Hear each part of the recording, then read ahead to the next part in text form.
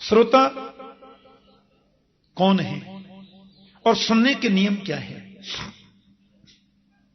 कथा सुनने का मतलब है पहले उसका श्रवण करो और जो सुना है फिर उसका चिंतन करो और चिंतन के माध्यम से फिर तदाचरण करने की चेष्टा करो।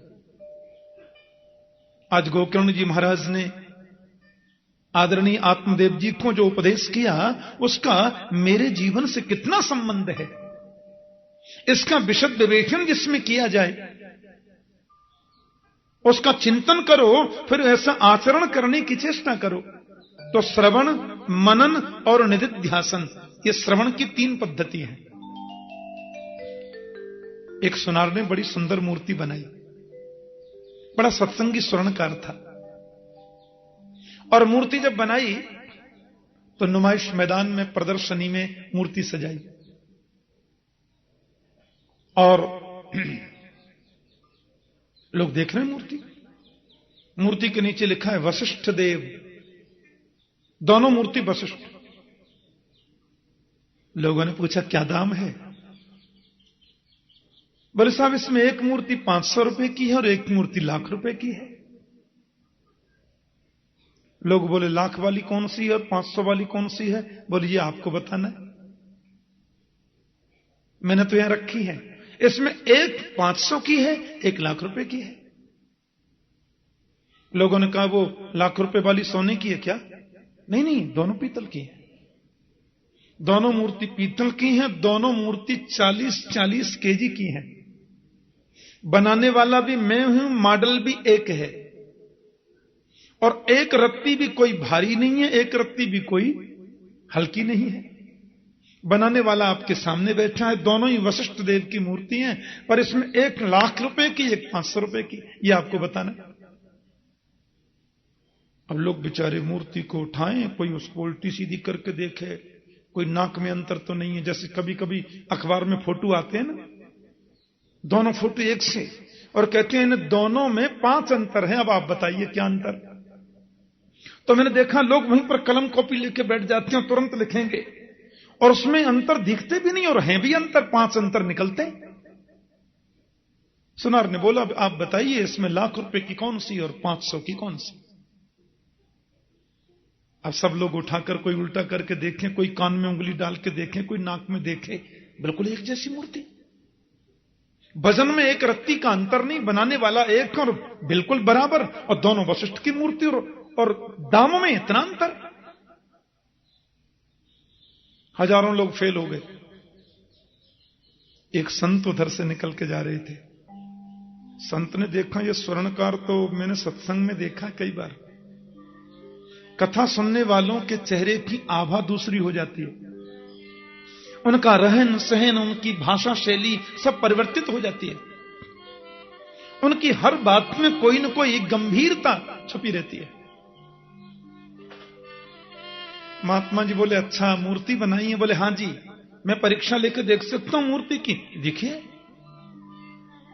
महात्मा जी ने एक सुतली हाथ में ली और गीला हाथ करके सुतली को ऐसे बट दिया, और पहली मूर्ति के कान में सुतली को डाला तो सुतली पार निकल गई। महात्मा बोले 500 रुपए की है ना? हां जी महाराज, ठीक कहा आपने, 500 रुपए की है। अब दूसरी मूर्ति के कान में जब सुतली को डाला तो कान पार नहीं था, घुमावदार छेद ऐसे था। अब वो सुतली कान में डालते गए और सुतली ऐसे ऐसे मुड़ करके सीधी पेट में चली गई। बोले लाख रुपए की है। जो सुनकर के इधर से इधर निकाल दे वो है सरोता या सोता, लेकिन सुनकर जो जीवन में उतार ले वही है सच्चा श्रोता।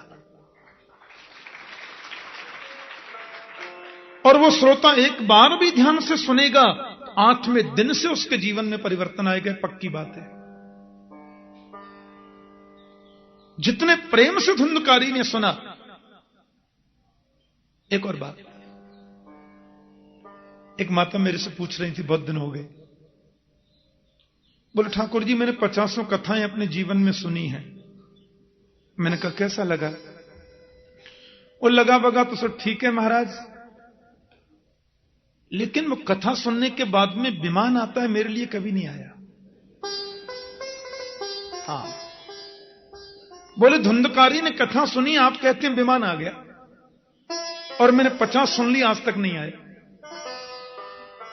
और ठाकुर जी सत्य कहती हूं, हर कथा पानी पी के सुनती हूं, भोजन भी नहीं करती, और हर कथा में जमीन में सोती हूं, पूरे नियम का पालन करती हूं, माला भी जपती रहती हूं, पर विमान नहीं आया। पहले आता था तो आज भी आना चाहिए, और पहले आया था तो अब क्यों नहीं आता।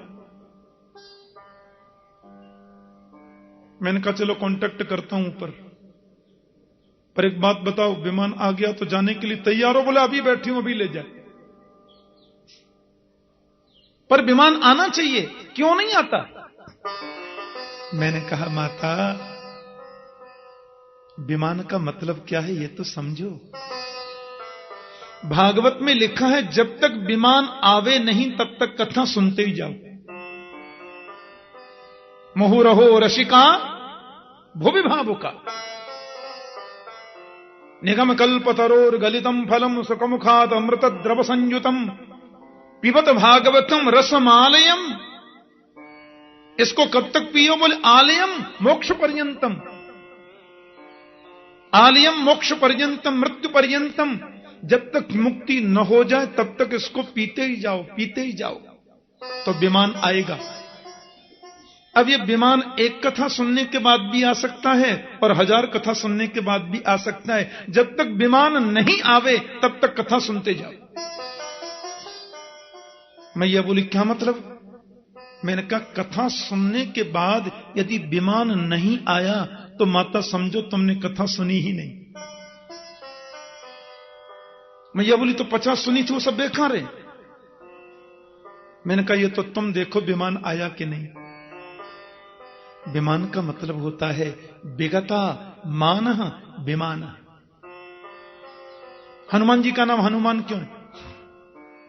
जिसने अपने मान का हनन कर लिया वो हनुमान, जिसने अपने मान को नष्ट कर दिया वो हनुमान, और जिसके हृदय से मान अभिमान निकल गया वही विमान। कथा सुनने के बाद भी यदि अभिमान दिल में बना हुआ है तो समझो विमान आया ही नहीं। और एक कथा सुनने के बाद भी जीवन का अभिमान निकल गया, यही तो विमान है। और जिस दिन अभिमान निकल गया उसी दिन विमान आ गया, और जिस दिन विमान आया उसी दिन गोविंद मिल गया। बोलो जय श्री कृष्ण। पक्की बात है,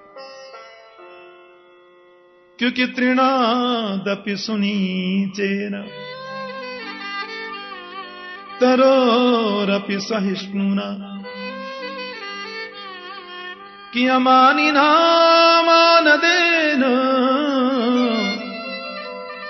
कीर्तनीय सदा हरि।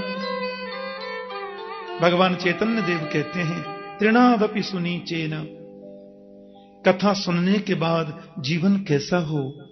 बोले तिनके से भी ज्यादा अपने आप को छोटा मानो, और तरो रपि सहिष्णुना, वृक्ष से भी ज्यादा सहनशील बनो। अमानिना मान देना, सब ही मान प्रद आप अमानी। हां, एक जगह शोभा यात्रा निकल रही थी, भागवत का वक्ता मैं था उस कथा में। 15-20 तो मंत्री आए थे, 3 शंकराचार्य थे, सबकी डोलियां थी। मैंने कहा मैं तो पैदल चलूंगा कथा में। नहीं महाराज एक डोली आपकी भी सजी है। मैंने कहा डोली फोली को रहने दो, मैं पैदल चलूंगा। अब वो टीवी वाले आजकल हर कथा को करते हैं, टीवी वाले बड़े आए थे। अब मैंने देखा महाराज सबको होड़ लगी है वीडियो में आने की, कैमरा में आने की। जब 1.5 किलोमीटर यात्रा निकल गई तो लोगों ने पूछा व्यास जी कौन है? अब मुझे ढूंढे वो कहां है। मैं पीछे आराम से चल रहा था। क्या जरूरत है? भागवत सुनने के बाद, भागवत कहने के बाद भी मन में ये वृत्तियां बनी रहती हैं, तो हमने क्या सुना और क्या कहा? अमानिना मान देना, भागवत सुनने के बाद भी जीवन का अभिमान यदि न निकला तो तुमने भागवत सुनी ही नहीं है।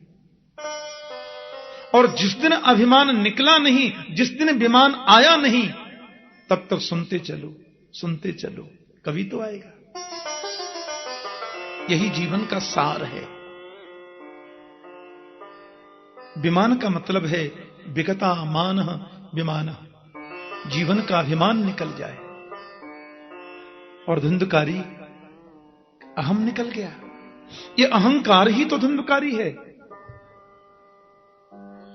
गोकर्ण ही तो विवेक है। गोकर्ण रूपी विवेक जब ज्ञान रूपी भागवत का आश्रय ले तो अहंकार रूपी धुंधकारी चला जाता है, तो विमान हो जाता है। बोलो जय श्री कृष्ण। ये 7 दिन में कथा सुनने का भी, कथा जो हम सुबह 9 बजे से सुनेंगे, 9 बजे से जो हम सुनेंगे कल भागवत कथा, 7 ही दिन में क्यों? क्योंकि हमारा जन्म 7 ही दिन में होता है। रवि, सोम, मंगल, बुध, बृहस्पति, शुक्र और शनि, 8 दिन तो होते ही नहीं। और संजोग देखो, यहां अपनी कथा भी आरंभ रविवार से ही हो रही है। बोलो जय श्री कृष्ण। माता की कृपा से सब संजोग बनते जाएंगे, देखना। शिवरात्रि पर्व भी इसी कथा में आ जाएगा। फाल्गुन माल बसंतोत्सव तो चल ही रहा है हमारे ब्रजमंडल में। हां, बनाना नहीं पड़ता, ऑटोमेटिक बनता है। रवि, सोम, मंगल, बुध, बृहस्पति, शुक्र और शनि। 7 दिन की कथा का मतलब है जीवन में जितने 7 दिन निकल चुके उनकी अशुद्धि दूर हो जाए। आगे जो 7 दिन आने वाले हैं वो निर्मल और पवित्र बन जाएं। हमारे शरीर में अंदर भी तो 7 ग्रंथियां होती हैं। अविद्या, अस्मिता, राग, द्वेष, अभिनिवेश, अहमता और ममता। एक एक दिन की कथा के श्रवण से एक एक ग्रंथि हमारी खुलती चली जाए। और जिस दिन 7 ग्रंथियां खुल जाएं उसी दिन तो विमान आता है। यही इसका मतलब है। भागवत सुनने के बड़े सुंदर नियम हैं। मैं 2 मिनट में जरा नियम और बता दूं। शुभ मुहूर्त में कथा का आरंभ करो। बिना मुहूर्त के कथा प्रारंभ करने से दोष नहीं लगता, लेकिन शुभ मुहूर्त में प्रारंभ करने से पुण्य ज्यादा जरूर होता है। भागवत की व्यास गद्दी पर जो वक्ता बैठे उसको विरक्तो वैष्णवो विप्रो वेद शास्त्र विशुद्धिकृत, उसको परम विरक्त होना चाहिए, संतोषी होना चाहिए। श्रीमद् भागवत में सदगृहस्थ सुदामा जी को उत्तम कोटि का विरक्त कहा है। कृष्ण स्यासीत सखा कश्चित ब्राह्मणो ब्रह्मवित्तम विरक्त इंद्रियार्थेषु प्रशांतात्मा जितेंद्रिय। तो गृहस्थ जीवन में जो संतोषी होता है उसकी विरक्त संज्ञा हो जाती है। इसलिए भागवत का वक्ता विरक्त होना चाहिए, परम संतोषी और वैष्णव होना चाहिए, प्योर वेजिटेरियन। रामकृष्ण के भक्त को वैष्णव कहते हैं। विष्णु इदम वैष्णवम।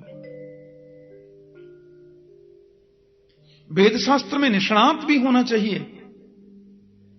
व्यास मंच पर उद्धरण भी देवे तो शास्त्रों का दे। ठीक है, कभी थोड़ा सा 1-2 मिनट कुछ कह दिया, अलग बात है, लेकिन ज्यादा चर्चा शास्त्र की करे। नियम है कथा का। बीच में आलस्य न आ जावे, इसलिए जय शब्दम नमः शब्दम शंख शब्दम चकारिए। बीच में कभी कीर्तन करावे, कभी जय जयकार लगाए, कभी शंख ही बजाए, ताकि श्रीमती निद्रा जी आक्रमण न कर लें श्रोताओं पर। हो सके तो 5 ब्राह्मणों का वर्ण करें, वर्णम पंच विप्राणाम। वक्ता के बगल में कुछ सुंदर कीर्तन आदि की व्यवस्था करें। भक्तु पार्श्वे सहायार्थम अन्य स्थाप्य तथा विध। वेदियों की स्थापना, देवों का स्थापन और कथा सुनने का नियम है कि 1 मिनट भी कथा छूटे नहीं, ये प्रयास करें श्रोता। व्यास के आने से 15 मिनट पहले आके बैठे। कल कल निनादिनी पावन यमुना का तट, श्री राधा माधव की रास क्रीड़ा स्थली श्रीधाम वृंदावन, उसमें भी परम पावन परम पुनीत गोपियों के द्वारा समाराधित श्री श्री मां कात्यायनी के चरणों में बैठकर गोपियों ने जिस गोविंद को चाहा उसकी महिमा से संवेष्टित श्रीमद् भागवत की कथा श्रवण करने का अवसर मिले, इससे बड़ा सद्भाग्य और क्या हो सकता है। तो कथा सुने तो बिल्कुल नियमबद्ध होकर के 1 मिनट भी छूटे न, कथा हमारी पूरी सुने, ये नियम है। और तीर्थ में, वृंदावन को हम लोग तीर्थ नहीं कहते। मुझे लगता है वृंदावन को तीर्थ कहना तो वृंदावन धाम का अपमान करना है। 4 धाम में वृंदावन का नाम नहीं है। हां, उत्तर में बद्रीनाथ, दक्षिण में रामेश्वरम, पूरब में जगन्नाथ, पश्चिम में द्वारकाधीश, 4 धाम। उत्तर के 4 धाम अलग, फिर पश्चिम के 4 धाम अलग, फिर पूरब के 4 धाम अलग, दक्षिण के 4 धाम अलग, वो अलग अलग भी हैं, उनमें वृंदावन नहीं है। तीर्थों की लिस्ट में वृंदावन का नाम नहीं है। तीर्थों का राजा प्रयाग है, तीर्थों के गुरु पुष्कर हैं। वृंदावन क्या है? बोले तो मेरे गोविंद का अपना घर है। बोलो जय श्री कृष्ण। तीर्थों का राजा जब प्रयाग को बनाया गया तो सब लोग उसको टैक्स देने जाते, कर देने जाते, भेंट देने जाते, वृंदावन कभी नहीं गया। प्रयागराज ने बड़ी मीटिंग बुलाई, देवताओं के साथ में ब्रह्मा के पास गए। ब्रह्मा से बोले ऐसे ही अपमान कराना था तो आपने की, तीर्थों का राजा बनाया मुझे। ये सब लोग आते हैं मुझे भेंट देने, ये छोटा सा वृंदावन कभी आता नहीं। ब्रह्मा बोले वृंदावन के बारे में कुछ भी कहने की मैं स्थिति में नहीं हूं, पर तुम्हारी सहायता कर सकता हूं। ब्रह्मा जी सबको लेकर के नारायण के पास गए, गोविंद के पास। कन्हैया बोले बोलो। बोले ये तीर्थराज बड़े दुखी हो रहे हैं कि सब तीर्थ मुझे भेंट देने आते, कर देने आते, वृंदावन कभी आता नहीं। मुस्कुरा करके बोले गोविंद, तीर्थराज प्रयाग से, ओ भले आदमी, मैंने तुम्हें तीर्थों का राजा बनाया था, अपने घर का राजा थोड़ी बनाया था। अरे गोविंद का स्थान है अपना। और हमारे ब्रज के रसिक संत तो कहते हैं कि रे मन वृंदा विपिन निहार, यद्यपि मिले कोट चिंतामणि, तदपि न हाथ पसार। विपिन राज सीमा से बाहर, तो हरिहु को न निहार। वृंदावन की सीमा से बाहर गोविंद भी आखन के बोले मैं आ गया, आओ मेरा दर्शन करने। तो उनसे बोल दो तुम्हारी गर्ज पड़े तो अंदर ही आके दर्शन दे दो, हम तो यहीं रहेंगे।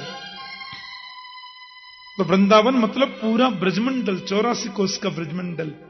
हां, ये पूरा वृंदावन ही का ही स्वरूप है। वृंदावन ब्रज माही या ब्रज वृंदावन माही, एक ही बात है।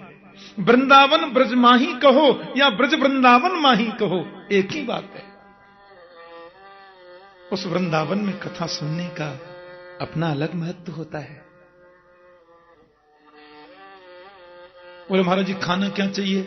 बोले 7 दिन हो चुके तुम फलाहार लेके सुनो, नहीं तो केवल घी पी के सुनो, नहीं कर सकते तो एक टाइम फलाहार एक शाम भोजन लेके सुनो, ये भी नहीं कर सकते दिन में 5 बार भोजन करो पर कथा सुनो। भोजनम तू बरम मन्ये नत विघ्न करो यदि, नोपवास वर प्रोक्ता कथा विघ्न कारक।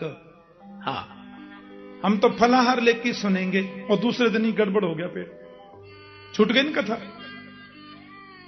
इसलिए हल्का भोजन लेकर भी, दोनों टाइम प्रसाद लेकर भी कथा सुनने में मन लगे तो कोई दोष नहीं है। हाँ, और वृंदावन में तो इनसे नियमों की जरूरत ही नहीं है। माता की गोद में बैठे, क्या चिंता है। या देवी सर्वभूतेषु मातृरूपेण संस्थिता नमस्तस्यै नमस्तस्यै नमस्तस्यै नमो नमः। पहले दिन भागवत को सिर पर विराजमान करके लाए, ऐसे ही पहुंचा के आए। जितने भी उत्सव आए, राम जन्मोत्सव, कृष्ण जन्मोत्सव, गोवर्धन लीला, बड़ी श्रद्धा बड़ी धूमधाम से मनाए। कथा का प्रवचन प्रसंग चल रहा था। ज्ञान वैराग्य दोनों युवा बन गए। भागवत सुनते ही दोनों पुष्ट हो गए। भक्ति माता की खुशी का ठिकाना नहीं रहा। और वहां जितनी मंडली बैठी थी ना, सब लोग कीर्तन में तल्लीन हो गए कि प्रहलाद स्थानधारी तरल गतितया चोद्धव कांस्य धारी वीणाधारी स्वर ऋषि स्वर कुशलतया राग करतार्जुनो भू इंद्रोवादिं मृदंगम जय जय सुकरा कीर्तने ते कुमारा यत्राग्रे भाव भक्ता सरस रचनया व्यासपुत्रो बभूव। भक्ति देवी जब प्रकट हो गई ना वहां पर, तो लिखा है श्री कृष्ण गोविंद हरे मुरारे नाथेति नामानि मुहुर्गृणन्ति। भक्ति देवी कीर्तन करने लगी बड़े भाव से। हम भी भक्ति के साथ में मिलकर के कीर्तन कर लें 2 मिनट। फिर आपको एक बात बता दूं, आरती से पहले कोई भी अपना स्थान नहीं छोड़ेंगे। महात्म्य का वर्णन यहां संक्षिप्त हुआ। सवेरे ठीक 9 बजे भागवत कथा का शुभारंभ होगा। कथा का समय है 9 बजे से 12 बजे तक, अपराह्न में 3 बजे से 6 बजे तक। आज थोड़े विलंब से महात्म्य प्रारंभ हुआ, इसलिए मैंने कुछ समय आपका ज्यादा ले लिया। कीर्तन सब लोग मेरे साथ में बोलेंगे, फिर भागवत जी की परम मांगलिक आरती सब लोग गाएंगे, और उसके पहले कोई भी अपना स्थान न छोड़ेंगे। विशेष विनम्र निवेदन। श्री कृष्ण गोविंद हरे मुरारे हे नाथ नारायण वासुदेवा। श्री कृष्ण गोविंद हरे मुरारे हे नाथ नारायण वासुदेवा। श्री कृष्ण गोविंद हरे मुरारे हे नाथ नारायण वासुदेवा। श्री कृष्ण गोविंद हरे मुरारे हे नाथ नारायण वासुदेवा। हे नाथ नारायण वासुदेवा। हे नाथ नारायण वासुदेवा। हे नाथ नारायण वासुदेवा। हे नाथ नारायण वासुदेवा। श्री कृष्ण गोविंद हरे मुरारे हे नाथ नारायण वासुदेवा। श्री कृष्ण गोविंद हरे मुरारे हे नाथ नारायण वासुदेवा।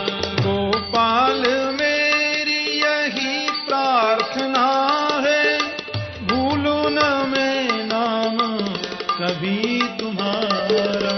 गोपाल मेरी यही प्रार्थना है, भूलू न मैं नाम कभी तुम्हारा। निस्ताम होके मैं दिन रात गाऊं, हे नाथ नारायण वासुदेवा। इस काम हो गए मैं दिन रात गाऊं, हे नाथ नारायण वासुदेवा। श्री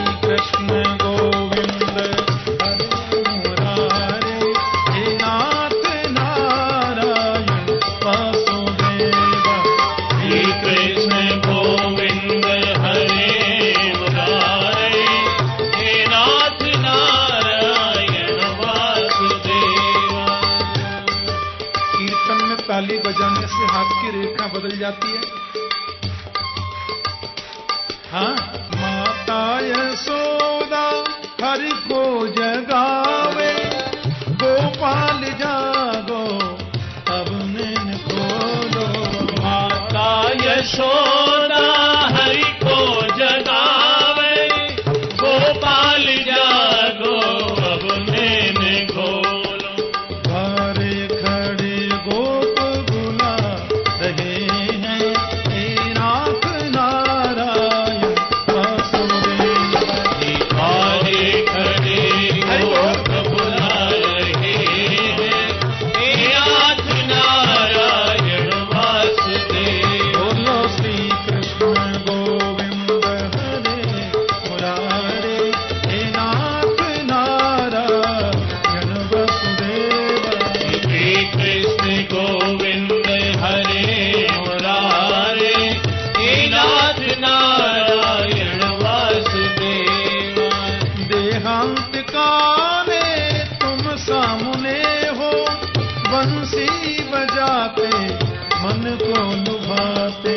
देहांत काले तुम सामने हो, बंशी बजाते मन को लुभाते। यही गीत गाते मैं तन नाथ त्यागूं, हे नाथ नारायण वासुदेव। यही गीत गाते मैं तन नाथ त्यागूं, हे नाथ नारायण वासुदेव। हे नाथ नारायण वासुदेव, हे नाथ नारायण वासुदेव। हे नाथ नारायण वासुदेव, जय हो। हे नाथ नारायण वासुदेव।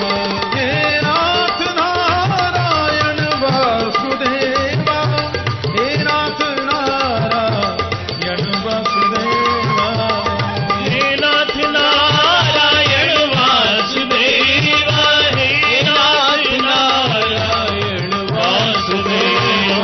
श्री कृष्ण गोविंद हरे मुरारे, हे नाथ नारायण वसुदेव। श्री कृष्ण गोविंद हरे मुरारे, हे नाथ नारायण हे नाथ नारायण, हे नाथ नारायण, हे नाथ नारायण, हे नाथ नारायण, हे नाथ नारायण, हे नाथ नारायण, हे नाथ नारायण, हे नाथ नारायण, हे नाथ नारायण, हे नाथ नारायण वासुदेव। हे नाथ नारायण, हे नाथ नारायण, हे नाथ नारायण, हे नाथ नारायण। प्रहलाद जी तो ताली बजा रहे हैं, उद्धव जी बड़ा कांसा बजा रहे हैं, देवर्षि नारद उधर वीणा बजा रहे हैं, देवराज इंद्र मृदंग बजा रहे हैं, इंद्रो वादिन मृदंगम। सनत कुमार जय जय की ध्वनि कर रहे हैं, भक्ति देवी नृत्य कर रही हैं, शंकर जी से कहां